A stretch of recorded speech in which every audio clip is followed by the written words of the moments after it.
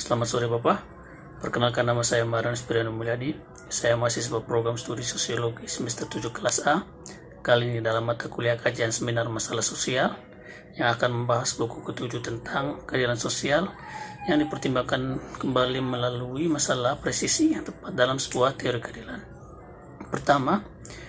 dalam keadilan sosial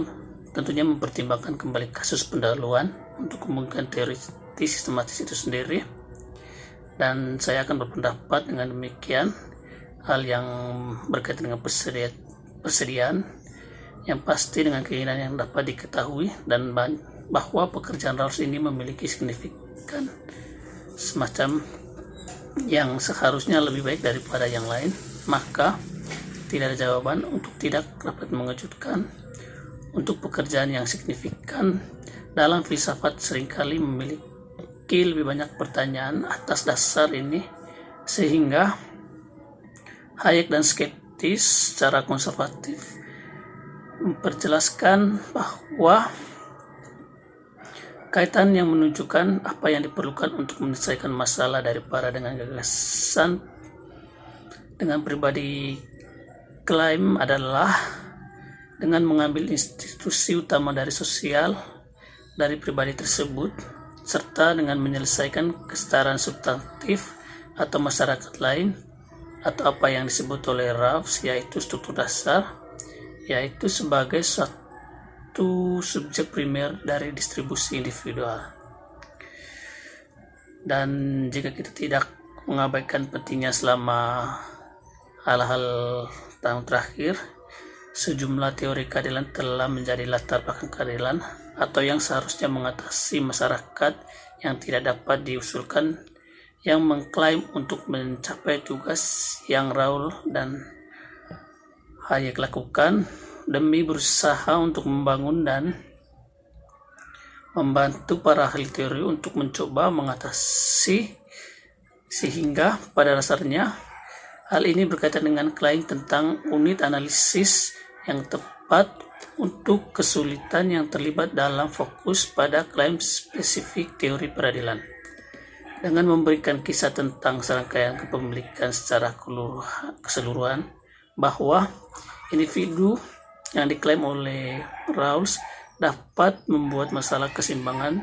atas hak sebagai masalah keadilan yang sempurna dan hipotesis. Tentu saja, prinsip pertama lebih ramah dengan menggabungkan gagasan dasar ketika Rawls menolak gagasan membuat perbandingan umum dari setiap struktur dalam metode pembenaran yang lebih umum. Hal itu bertujuan agar metode tersebut sesuai dengan situasi keseluruhan yang dilakukan seseorang yang dapat meramalkan dengan kemungkinan untuk melakukan penyerahan tertentu dalam upaya praktis yang secara mendetail, tetapi sementara memiliki perabahan Rawls dengan cara kami menimbulkan masalah keadilan sejak awal serta mendukung penolakan umum terhadap pendekatan dengan secara langsung mengkritik untuk mencapai pada suatu sudut pandang yang menentukan untuk menilai keadaan struktur dasar secara keseluruhan akibat dari teori terbaru lainnya. Karena itu, sejauh ini merupakan sejenis teori yang paling umum dengan berfokus pada proposal alternatif dari tiga perbedaan kesulitan berfokus pada salah satu pemahaman individu yang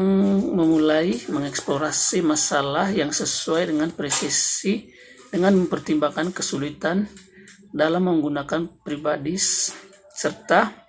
melibatkan para ahli teori untuk memberikan akun substantif yang sangat berbeda dari sebagai prinsip dasar keadilan sosial. Dalam membahas ini, Thais masing-masing mempekerjakan pendapat umum dengan membawa keadilan sosial bahwa para kritikus Rawls menyerang pandangan Rawls bahwa pangkalan pribadi percaya tidak dapat mengarah pada hasil yang bisa diterapkan, tetapi dengan menganalisis pekerjaan tersebut sehingga tidak layak dan sewenang-wenang dari mode para ahli mencoba menunjukkan bahwa sudut pandang penolakan Rawls akan mempengaruhi individu-individu dari argumen lainnya, sehingga akibat dari tersebut menunjukkan mengapa substansi tidak mengalami hal yang berubah secara berlebihan, tetapi hal tersebut menyebabkan pertimbangan yang lebih besar dan secara mendalam yang dapat dipahami dengan mengusulkan bahwa prinsip dasar keadilan sosial itu merupakan suatu gagasan yang paling layak untuk membangun serta memegang penuh masyarakat dalam mengimbangi atas fenomena yang terjadi. Sehingga dalam masyarakat keseluruhan, hal ini juga berpendapat bahwa kita dapat menggunakan kontrasnya, sehingga Rawls menolak prinsip ganti rugi sebagai prinsip dasar menggunakan konteks kelembagaan dalam keadilan sosial, sehingga ketika berulang kali menunjukkan keadilan sebagai keadilan yang pertama kali dianggap,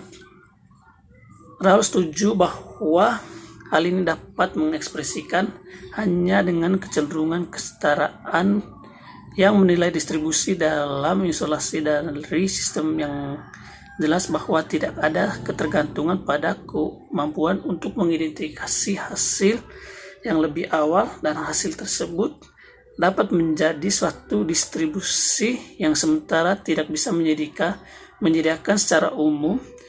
yang menjadi sentral atau jalan pusat yang harus diikuti dalam pendekatan presisi yang dialamatkan secara langsung melalui pertukaran,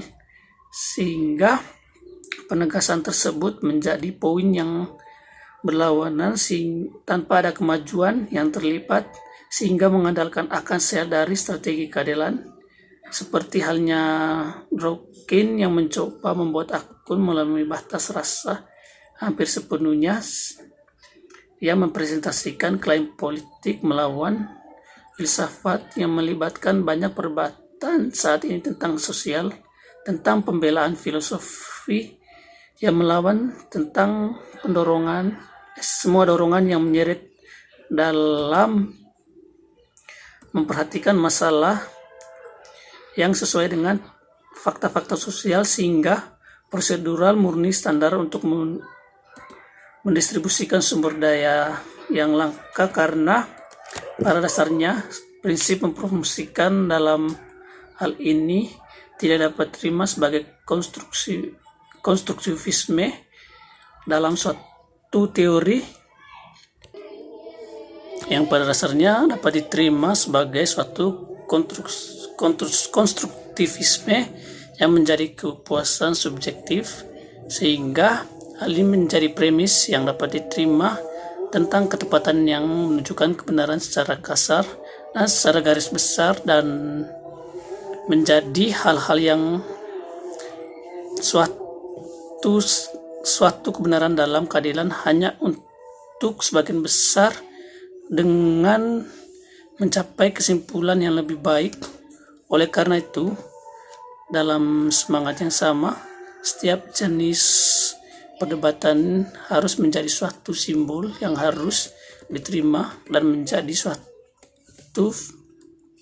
tanda bahwa orang yang terpelajar untuk mencari ketelitian setiap kelas menjadikan masalah keadilan sosial untuk mencapai suatu titik telitian agar menjadi pusat perhatian, sehingga dari sifat subjektifnya hal ini mencakup pada filsafat politik tentang pembenaran sebagai besar dalam menanggapi pekerjaan untuk menghasilkan suatu teori keadilan yang setara tanpa adanya pembedaan, sehingga hal ini menjadi suatu yang lebih abstrak atau rumit dan hipotesis daripada, tapi menjadi suatu yang sangat jelas tentang memberikan penjelasan sistematis tentang keadilan sosial yang hasilnya dapat menjadi suatu literatur yang steril, apolitas, dan akademis dalam arti yang paling buruk, tetapi menjadi suatu hal yang sangat-sangat berguna demi mencapai suatu kesimpulan yang lebih baik terutama menjadi penyemangat dalam penerimaan suatu objek dalam keadilan sosial, menjadi pusat terhadap pengklaiman dari kebutuhan komunitas atas keunggulan dalam kepemimpinan yang menjadi suatu hal eksternal, serta dalam pengklaiman harus dimodifikasi dengan perhatian lebih hati-hati tentang penyalahgunaan kekuasaan dalam mengajukan suatu keadilan, sehingga apa yang menjadi suatu sofis dari keduanya memiliki suatu